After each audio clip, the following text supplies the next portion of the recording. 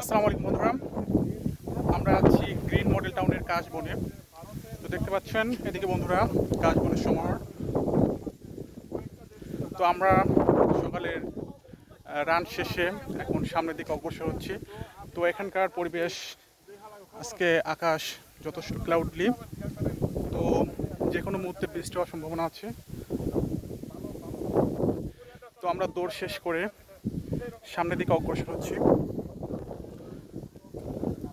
তো বন্ধুরা, আপনারা দেখছেন আকাশে যথেষ্ট পরিমাণ মেঘ, যে কোনো সময় বৃষ্টি হওয়ার সম্ভাবনা আছে। তো এর মধ্যে দিয়ে আমরা হাঁটতেছি। আজকে আমরা প্রায় উদ্যান 2 কিলোমিটার রান শেষ করে আমরা আগাচ্ছি। আমার সামনে আছে আমার ব্যাচমেটেরা। তো আপনাদেরকে আমার ব্যাচমেটের সাথে পরিচয় করে দিব।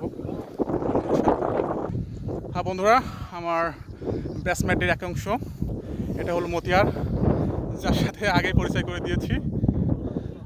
তো আমাদের যে আমরা যে দৌড় করি এর মধ্যে সবচেয়ে স্পিড বেশি মতিয়ার। সামনে সমস্যা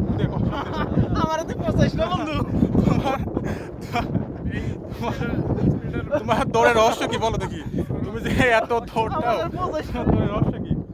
আর সাথে আছে মহসিন, সে খুব আইটি এক্সপার্ট। মহসিন, তো কিছু বলো। আমাদের মতিয়ার যে জায়গা আছে এখানে কিছু বলা যাবে না, ঠিক আছে? মতিয়ার হলো সব এক্সপার্ট। হ্যাঁ, মতিয়ার তো এক্সপার্ট। ঠিক আছে। তো মতিয়ার ক্যামেরার সামনে কথা বলতে ভয় পাচ্ছে, সে একটু আনইজি ফিল করে, বাট তার দৌড়ের পারফরমেন্স খুব ভালো। তো আমাদের সাথে আরও একজন আছে উসাইন বোল্ট, তো আমরা তার সাথে পরিচয় করে দেবো। বন্ধুরা সাথে থাকুন। বন্ধুরা, আমাদের গ্রুপের সবচেয়ে অ্যাক্টিভ পারসন, সাবেক অ্যাথলেটিক্স, বাংলাদেশ পুলিশ হ্যান্ডবল টিমের, বাস্কেটবল টিমের একজন সক্রিয় সদস্য, মোহাম্মদ হাবিব খান। হাবিব খান, তোমায় কিছু বলো। আসসালামু আলাইকুম বন্ধুরা। প্রত্যহ সকালে নিজের সুস্থতার জন্য ব্যায়াম করা দরকার। তো সেই জন্যই আমরা ফ্রেন্ড সার্কেল মিলে যেদিন সুযোগ পাই সেদিন দৌড় দাও আর কি। হ্যাঁ, দৌড়ানোর জন্য আসি। তো সবাই চেষ্টা করবেন যার যার জায়গা থেকে নিজের ফিটনেস ঠিক রাখার জন্য হলেও, নিজের জন্য হলেও এটা করার। হ্যাঁ হাবিব, আসসালামু আলাইকুম। তোমাকে অসংখ্য ধন্যবাদ তোমার গুরুত্বপূর্ণ মতামত পেশ করার জন্য। তো তুমি সামনে এগিয়ে যাও এবং নিজেকে ফিট রাখো, যেহেতু তুমি বাংলাদেশ পুলিশ বাহিনীর একটি গৌরবিত সদস্য। তো বন্ধুরা, আমরা এখন চলে আসছি বালুর মাঠে।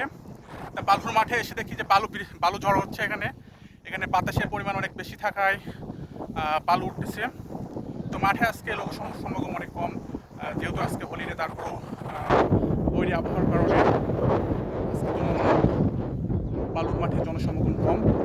তো বন্ধুরা, তারপর আমরা ফ্রেন্ডরা মিলে বালুর মাঠে আছি।